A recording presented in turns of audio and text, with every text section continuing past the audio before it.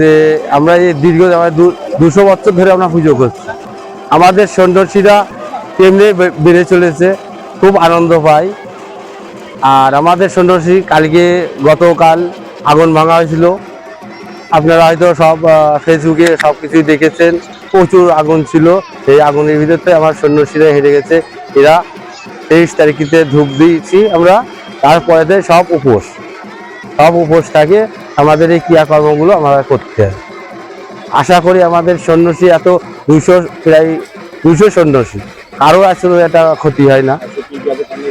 আর আমাদের এখানে উদ্দেশ্য, আজকে আমাদের মেন উদ্দেশ্য আমাদের এই খেজুর গাছে কাটা ভাঙা। এরপরে আমাদের আরো অনুষ্ঠান আছে।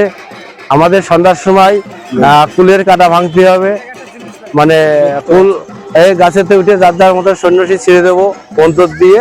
তারা কুলের কাটা কাটবে, কাটিয়ে নিয়ে তারা নিজেরা ভাঙবে, তারপর ঘুরবে, কাটার পর ঘুরবে যার যার মতো একা একা। এরপরে থাকবে আমাদের বেত্ত নেবে সব সন্ন্যাসী যারা গ্রহণ করবে। আবার তারা 3 বছর আমাদের থাকতে হবে সন্ন্যাসীতে। পরে আমাদের থাকবে হচ্ছে শিবের বিয়ে, বিভিন্ন রকম সাজ বাজনা হবে, নাচবে, কমিটি হবে, বিভিন্ন যে যেরকম সাজতে পারে। কালী সাজবে, শিব সাজবে, বিভিন্ন রকম প্রকৃতিও সাজবে, ভূত দিয়ে সাজবে, মুখোশ পরে সবাই নৃত্য নাটক করবে। শিব ঠাকুরের উপর কি হয়, কেউ 7-এর কামান দেয়, 7-এর কামান দিলে 23 তারিখই পরে। কেউ 6 দিন থাকতে যদি যায়, তাহলে তারা 24 তারিখে ধূপ দেয়। এরকম পরপর, মানে আমাদের তো যে যেরকম পারে। এবার পুরো মাসটাই অনেকেই আছে, নানান রকমের নানান পুজো আছে। কেউ আবার বৈশাখ মাসেও কিছু লোক পুজো করে, তো এই পুজোটা করতে বাইসের মিস হয়ে গেল কোনো আছে।